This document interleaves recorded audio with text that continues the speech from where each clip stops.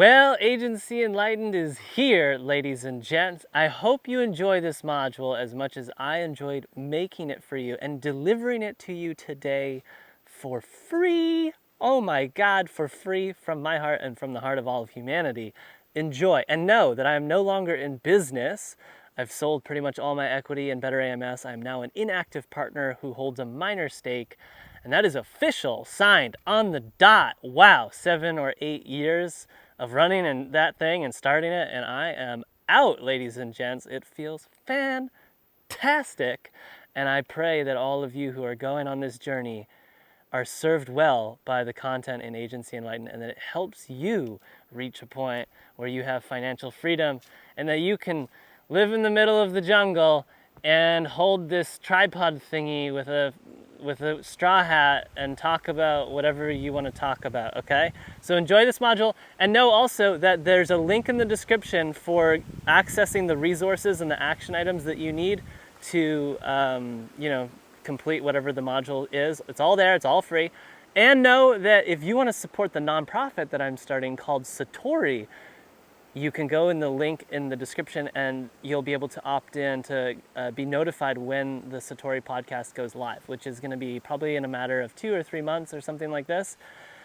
Real quick, before the module begins, you can just fast forward and skip this intro because it's going to be on the every single module intro if you don't want to know this. But Satori is a nonprofit dedicated or devoted to helping mankind realize the self by sharing God's word.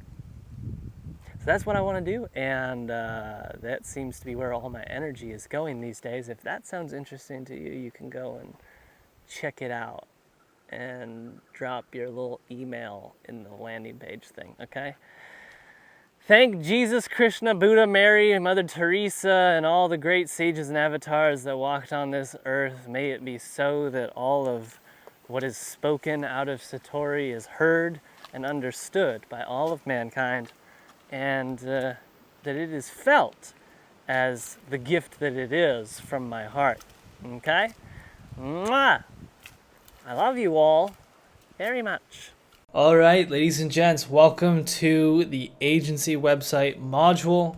Here's what we're going to cover: the face of your agency, design principles, free audit funnel, and finding a designer. So, a physical store, that is literally what, as a digital agency, your website is the equivalent to. And customers come in here to buy your product. Simple as that. You should think of it as a physical store because that's truly what it is, but in the digital sense. And a great design is basically just a beautiful store that attracts more people because it's beautiful. It positions you as a premium service when it's beautiful, and it gives them more confidence in your service. And all of this leads to converting more visitors into leads, which results in more clients for you. That's really what a great design does. It actually does influence a lot of things, and it is very important. On the other hand, a poor design, it repels some interested leads. I'm not joking. There will be people that come to your website who are like probably really interested in your website or really interested in your service, but they see this website, and this website's so poorly designed that they're just like, oh my goodness, this can't be like, no, they can't have a good service, and they just leave. That's actually a lot more common than you think. It converts less leads. It makes the sales cycle longer and more difficult. Again, because people are like, oh, this is kind of a rough website. I don't know about their service. People are going to judge you like that. It's very simple. It's very common. And it's really basic logic that if somebody has a really poorly designed website, their service may not be that great. It's actually pretty good logic to have.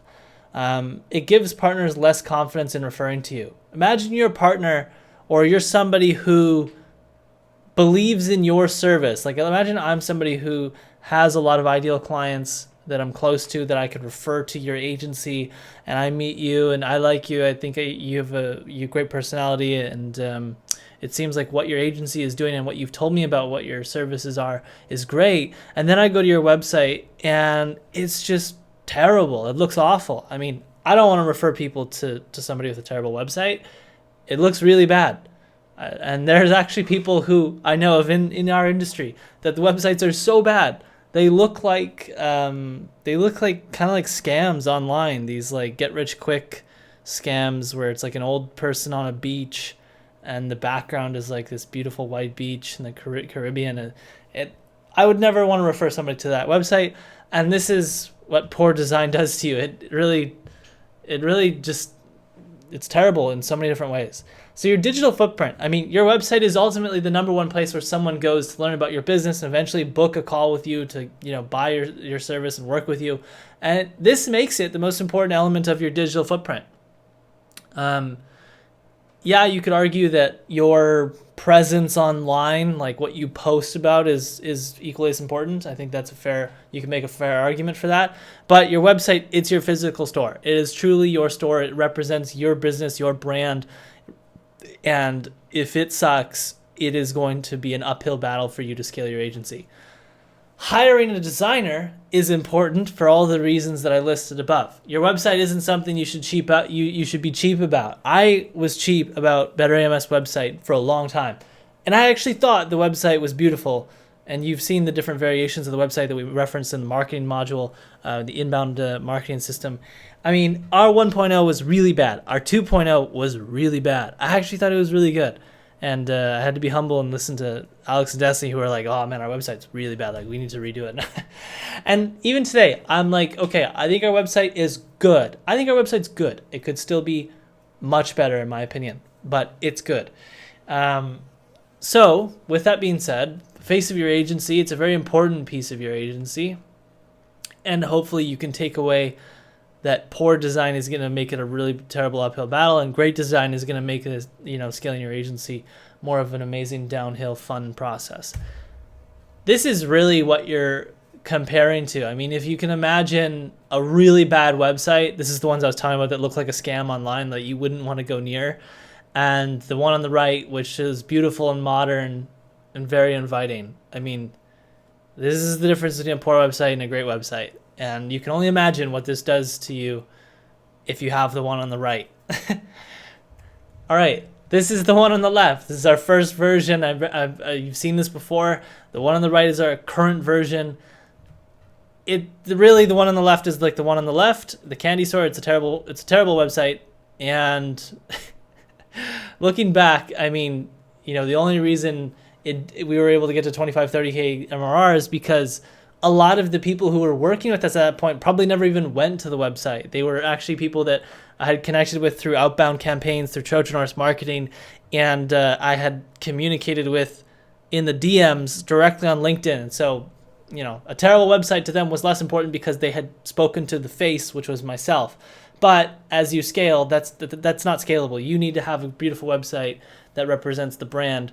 You can't just depend on one-to-one interactions, because as your brand grows, more and more people are just coming to your website who've never spoken with anybody in your company, and your website is now the first impression of them to your brand. All right? So let's talk about design principles. Simplicity. Complicated websites with fancy designs confuses visitors. I just cannot say this enough. The goal of your website is simple. It's to turn visitors into leads. Never forget this. Simplicity will always out-convert fancy complexity. I think that there's some beautiful websites out there that are just like crazy. Like the way that these things are designed, it's beautiful. But at the end of the day, it probably doesn't convert that well relative to a simple website. And I'm referencing to websites that I've seen in the past. I didn't list any examples in this specific module, but err on the side of simplicity. Primary benefit. This is a really important piece of your website. Within 7 seconds, this is just simple concept, but within 7 seconds of someone landing on your website homepage, do they know exactly what the number one benefit of your service is? Is it obvious for them to know? If not, great. This is a core principle, design principle that we're going to implement to make your website better. Now, I really actually want to make this clear. I should have said this in the beginning of the module. Some of you may have more experience with designing websites than I do, and maybe this module sucks relative to the knowledge base that you have when it comes to designing a website. That's fine. Remember, the territory is not the map. And if you have way more experience and you have way more design knowledge than I do, that's totally fine. You don't need to go through this module, but I think you should at least give it a chance. Maybe you take away some principles that can make your website better, but just keep in mind, I mean, I'm not saying everybody needs to follow this. It's really just for those of you who feel like you have no design experience and your website, you don't even have a website, or your website is really bad. Great, this will be a really good module. Okay, should have started this module with that. Clear call to action. Below your primary benefit and just littered all over the rest of your website should be various different forms of call to actions that are leading the visitors deeper down the funnel, to, which is ideally to book a call with you, right? Social proof, this is an important element of your site. It matters. Sprinkle it all over your website and ideally put it top of fold. Top of fold, we're going to talk about what that is in a second. And put more of it below the fold. We'll talk about what that is more in a second. If you do creative work, displaying your portfolio is vital. I've referenced that here just because some of you may have creative agencies, and if that's the case, well, then displaying your portfolio is absolutely crucial, because that's going to be one of the most important things that people want to see when they're vetting you to decide if they want to book a call and talk to you about working together. Contact us. Make it easy for people to contact you. You know, for a long time, we never had a contact us page. And Destiny was like, we need a contact us page. I think we needed it for like Amazon. Amazon was requesting that we have it. And I never wanted it on the page because I wanted to funnel everybody through the free audit funnel thing. And it was a terrible, terrible mistake. There's just a lot of people who want to get in contact with you. Partners, for example, don't want to have to go through a free audit funnel. They just want to get in contact with you and say, hey, I know a lot of people. I've liked your content. I've been following you for a long time. I got some people that I want to refer to you guys. Do you have a referral program? How does it work, etc.? And so just other random stuff will occur too. Maybe there's somebody who wants to work with you, and they want to apply to work with you, and they want to contact you or somebody in the company. There's just weird stuff that comes up. Make a contact us page obvious. Put it in your header. Don't stuff it down below in your footer. And you never know who wants to immediately get a hold of you that's going to help you grow your agency. Make it easy for them to contact you. Don't force them to go through a funnel. So I want to go through some website examples and talk about these design principles. First of all, let's talk about Better AMS. This is above the fold. What we're looking at right now is above the fold. Above the fold simply means when you land on a website, when you land on a page, what is showing up immediately. If I scroll all the way down to here, this is below the fold. This stuff wasn't showing up when I landed on the page. So this is what's considered below the fold stuff. So right now we're above the fold. And what I was talking about was the fact that I like to sprinkle social proof above the fold on the homepage. That's just the way I like to go about the design. If you're running a creative agency, you could put your portfolio here, or some of your some different things that you've done, and I think that would also be a great idea. And there's probably a better way you could articulate it so that you can showcase things you've done, but also have testimonials from the people that you worked with. Anyways, this is above the fold, and this is your primary benefit. So immediately when you reach the Better AMS homepage, within 7 seconds, I mean, you're definitely going to read this. It's the biggest, most prominent piece or an element that is appearing right now on this page above the fold, aside from the laptop. The laptop's also pretty prominent, but this is the largest text, and it's because we want your attention here. We want you to read this. If there's one thing you did when you reached the Better AMS website, I hope it was that you read this, and we've designed it in a way where it's supposed to get your attention. This is the primary benefit that our service offers. It's to increase your advertising sales on Amazon. It's very clear.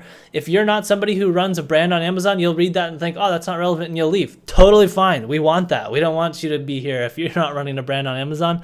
It's not relevant to us.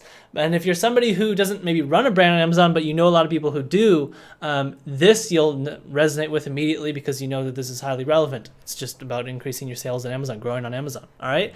So that is coming back to our design principle where we're talking about the primary benefit. That's what that is. And above the fold, we just referenced what that is as well. Now, clear call to action. Get your free audit. It's right below. Okay, so when you read increase your advertising sales on Amazon, you might be subconsciously thinking, I would love to do that. How can I do that? Well, this is the next step you need to take. Get your free audit. There's another call to action here. There's more when you scroll down below. Increase your advertising sales and control your ACoS. Get your free audit. Get a forecast on how much we can increase your sales. Get your free audit. Notice how these are different headlines. These are different headlines that are, different on purpose, because maybe this one gets the interest and attention that This one didn't, and the one above here didn't either. So I like this style of just kind of having different headlines littered throughout the website that can hopefully spark interest in somebody to get them to click this call to action and fill out this survey and become an inbound lead that has a call on the calendar with us to talk about our services, etc. So that's what I'm talking about when I'm talking about call to actions. Social proof, we talked about this. We have social proof sprinkled all over the website. So we have a few case studies, client case studies here. I think we can do a much better job with our case studies. I'd love to have video testimonials where we have like professional interviews with our clients. There's always ways to make your website a trillion times better. And so this is really exciting. But for now, we have these written text ones. And then we also have Trustpilot showing up here. And if it doesn't show up for you on your website, it's probably because you have ad blocker on, which is why we added this here to the website. And so there's a lot more reviews here as well. That's about all the social proof that we put into the site. I think this 26 reviews is a lot. And yeah, I figure that's good enough. Sorry. So contact us page, we put that front and center. It's actually top right.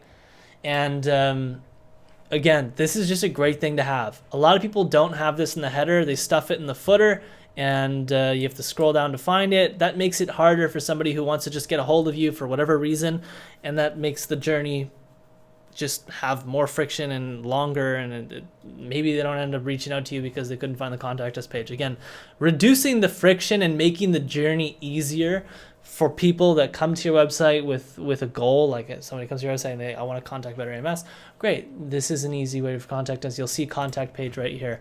It's at the very top. You literally can't miss it. So I recommend that you have a page like this. Again, we also have a call to action here on this page. Any page you go to, it's going to have a call to action. You go to the team page, you scroll down, get a forecast on how much we can increase your sales. I mean, we're littering these call to actions all over the website, and we're keeping them congruent with the different pages because we want people to opt in. We want people to go down this. Everything, like there's only really one route to get a hold of Better AMS and get on the phone with Better AMS. You need to either go through this, which won't let you book a call directly. It'll just allow you to like send a message and contact. Or to get on a call, you need to get a free audit and you need to fill this out, and then you need to put in your information. And then you'll be able to book a call. So we're trying to direct all the traffic down this funnel, right, into this thing. And that's why we've littered the call to action everywhere. So other examples of websites that I like. This is part of my swipe file. I really like this. Your medication sorted and delivered. That's a very clear benefit. You can see by the photo here of like what this looks like. The whole like medication and like pharmaceuticals industry, the way that like medication gets distributed sucks. And what Amazon's done with Amazon Pharmacy is insane in terms of like the ease and then the friction reduction that they're doing. And then they have a video here, and they have different benefits. We'll sort your meds by date and time. Deliver them to every month, etc. I really like how they structured this website. It's simple, it's not complicated, and it's really, I mean, it's kind of bare, right? Like there's not a whole lot on this page right now, but your attention obviously goes here. This is the primary benefit of the service or that they're providing, and the design is clean in my opinion. So I like it. Here's another example of a website that I found just randomly looking around. I probably like this one the least of the examples here, just because it's pretty text heavy, but they do have the core concept of what is the primary benefit. It's a free resume builder for modern job seekers, and that's not actually like the benefit of their service, but they have the real benefit here down below. By employing best practices in innovative tech, boosts your chances of landing a better job completely for free. Really, this is the benefit. I would put this as the benefit personally. I would say, increase your chances of landing a better job for free. Like that, in my opinion, should be the headline, and this should be below, because this is really just a feature. This is explaining what this thing does, whereas this is the primary benefit and reason why people would be using this software. They have social proof.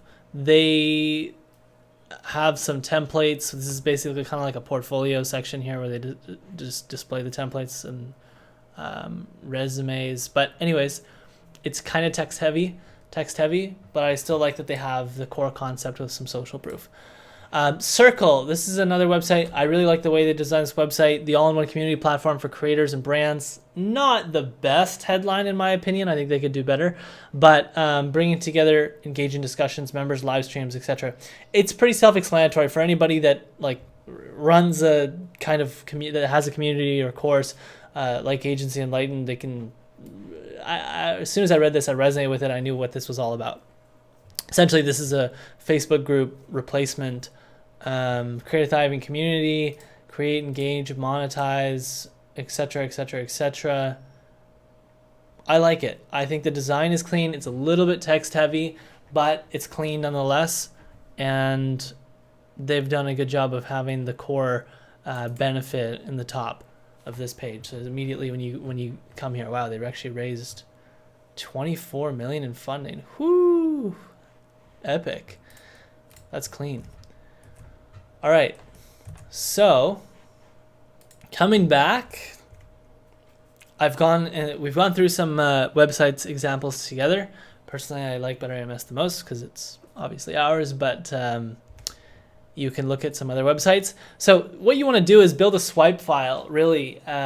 The first step to designing a great website is just to build a swipe file, which is essentially just a bookmark folder that contains websites that you like. So you should be hunting down website designs that you really like, bookmarking them so that you can form a concept of what you want your website to look like in your mind, all right?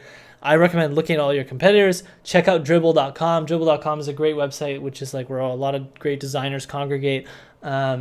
And you can Google things like, award-winning websites or top agency websites, whatever. Google whatever you can to find great websites and begin building a swipe file. Now the wireframe, this is something you should build prior to hiring a designer. It's a skeleton version of the website containing the basic position of the elements and some copy.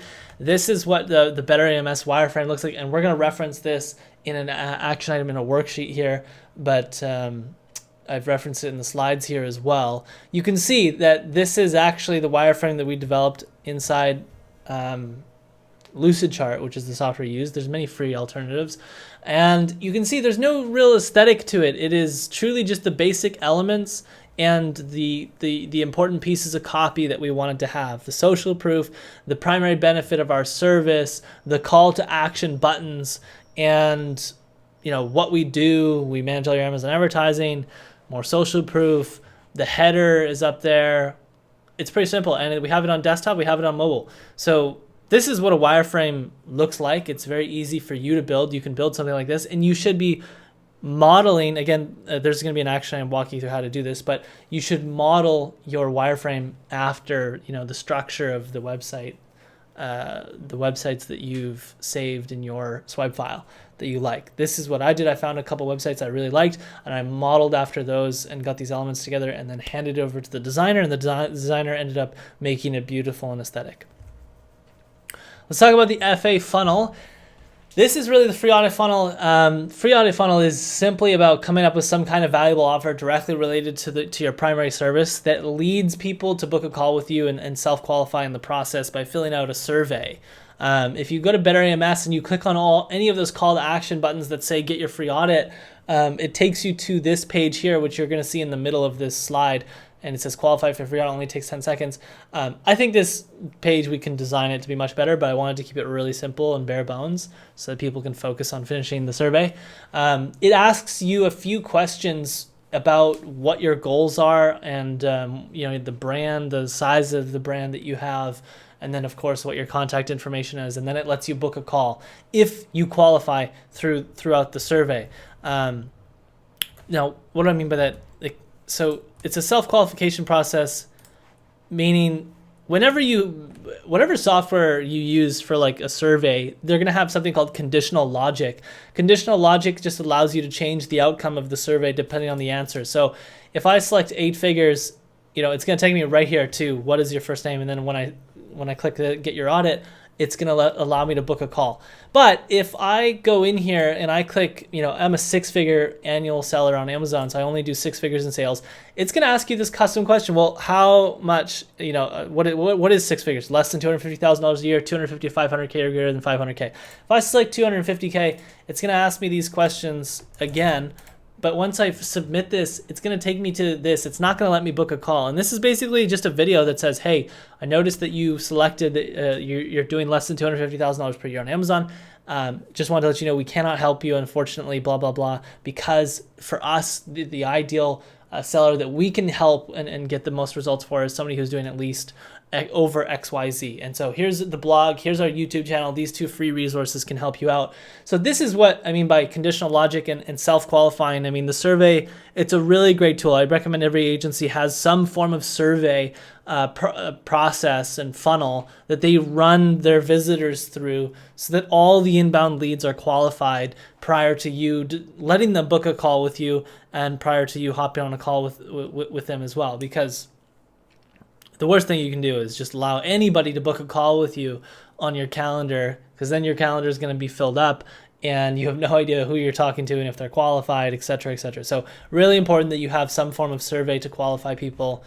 This was a basic mistake that I had done for a couple of years, where I just allowed anybody to book a call with me, and it didn't really matter because I didn't have too many people booking calls.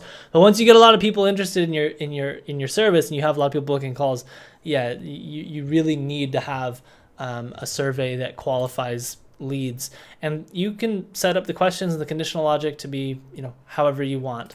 But that is how we've set ours up. So that's what a free audit funnel is. Now you can change the words free audit for whatever it is that you consider, whatever would be valuable for the ideal client profile that you're going after. I don't know what it would be. For us, we've chosen to use the words free audit. I mean, that's just kind of the mechanism that we've used to make a compelling offer or whatever. But we could call it anything, really.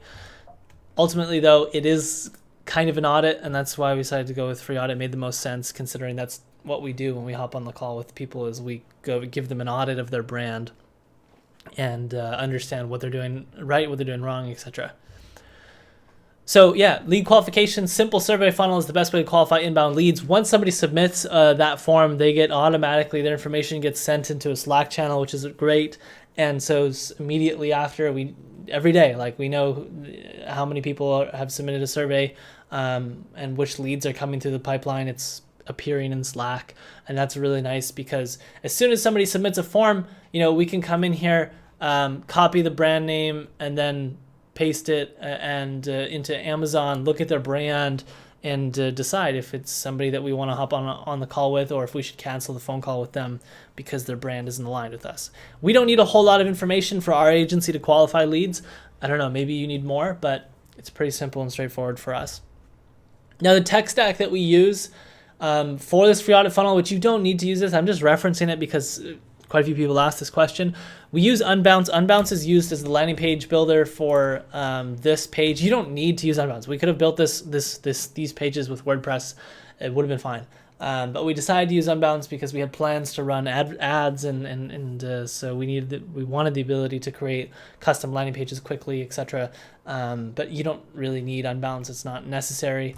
We also use ActiveCampaign. That's really the email marketing tool that we use. So we store all of our emails in. So whenever somebody submits a form, their information is getting passed to ActiveCampaign. It's going to get stored into a list, etc.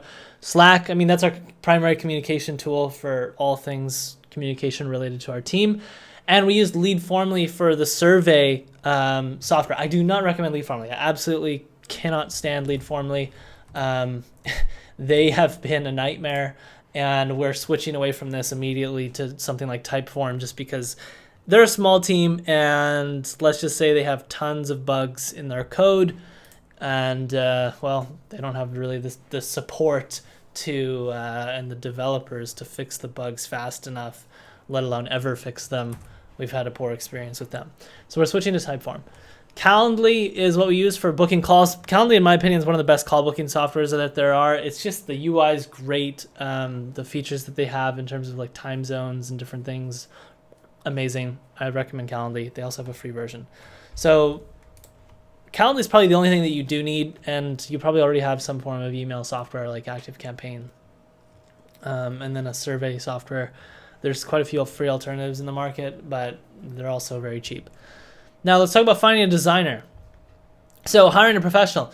Their attention to detail, I learned this, is 100x whatever yours is. Unless you're actually a website designer yourself, yeah, you can't say it. Like, it's 100 times better. I was actually completely shocked how much better a web designer can do than myself, which is clearly ego, because I can't believe that how bad our website was for so long and how good I thought it was.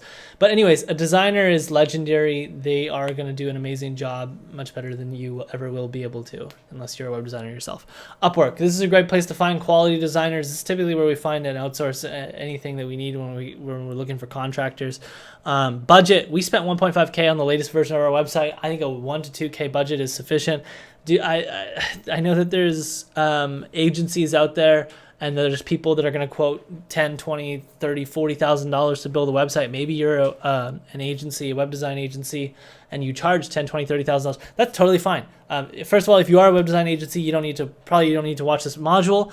And it is fine that there's agencies out there that charge that much, but really, for getting a good enough website that can get you to 100, 200, 300, 400,000, $500,000 in MRR, I don't think you need to buy and pay somebody 30, 40 grand. You can get a good enough website for $1,000 to $2,000. Project timeline, 1 to 2 months is realistic, depending on how quick your designer is and how fast you respond to any questions they have or whatever they need from you.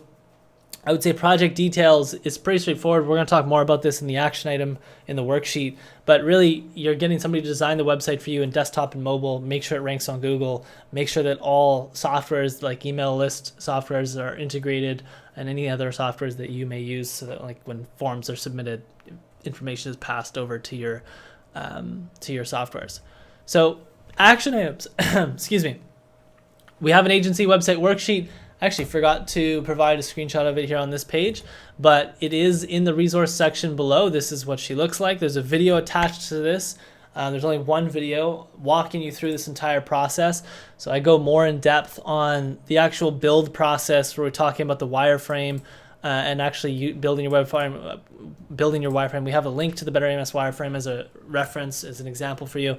There's a checklist here going through the different pages that you should have your designer build out, and then a lot of the details that we covered here in these slides, plus some, are talked about when it comes to hiring the designer and also just managing them and working with them on the project.